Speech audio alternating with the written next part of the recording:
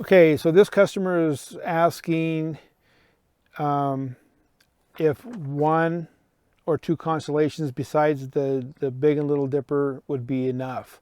Absolutely. I mean, there's nothing that says you have to crowd a lot of constellations into the night sky. You can paint it without any constellations, or have it painted without any constellations.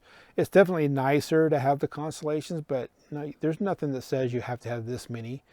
I actually try to get people to take a couple out because they want to get so many in. So yeah, whatever.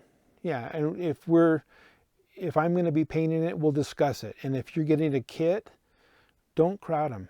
And we can talk about what would be the right amount in your room. If you want to ask me, you say, hey, I have a mural ceiling that's this size.